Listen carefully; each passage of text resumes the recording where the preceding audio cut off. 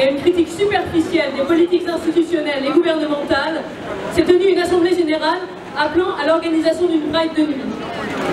De fait, la diversité des participantes et les paroles qui se sont libérées ont fait émerger des discours que la marche officielle refuse de tenir.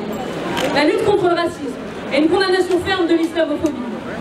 L'interrogation sur la part que prend notre communauté dans cette pratique de domination, avec les affiches de l'inter-LGBT, avec le racisme quotidien et banalisé, avec le pinkwashing, l'homonationalisme, le ralliement à l'idéologie nationale républicaine. Et la lutte contre la domination et la discrimination par l'argent, contre la précarisation de nos vies et celle des plus fragilisés d'entre nous et les violences qui en découlent. Lutter pour nos droits, pour notre autodétermination, pour notre épanouissement, revient à remettre réellement en cause la pensée dominante, celle qui organise la société pour la jouissance de quelques-unes, les plus nantis, plutôt hétérosexuelles, cis et blanches. Comment réclamer le changement d'état civil gratuit, sans médicalisation ni de judiciarisation pour les personnes trans, sans remettre en cause une société liberticide et hétéronormative qui s'obstine à étouffer le droit à la libre disposition de son corps? Comment lutter efficacement contre le VIH et les IST sans lutter contre la privatisation du système de santé, l'expulsion et ou la condamnation à la clandestinité des migrantes et ou des travailleuses du sexe, y compris celles et ceux atteints de pathologies graves? Comment exiger l'égalité des droits sans se battre contre une vision de la société organisée autour du racisme institutionnel? C'est pourquoi nous avons décidé d'investir la rue le 26 juin et invitons toutes à rejoindre, chacune avec ses mots d'ordre, ses pancartes, cet espace qui s'ouvre et pourrait dessiner la société que nous désirons.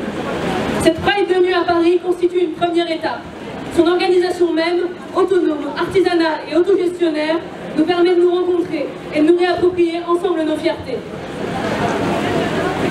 Par ailleurs, je peux vous informer que l'Assemblée Générale a décidé d'organiser au sein de cette Pride une collecte au bénéfice des migrants et des migrantes qui sont actuellement à Stalingrad et à Austerlitz.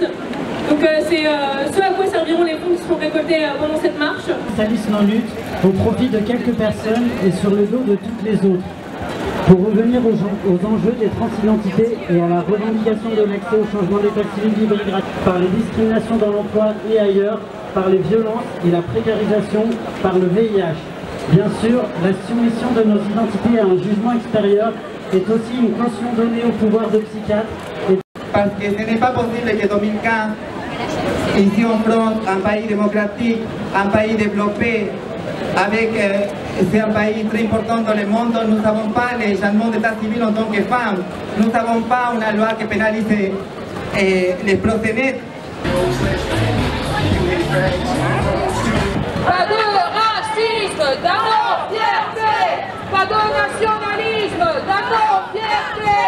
Pas de transphobie, d'accord, fierté. Pas de sexisme, d'accord.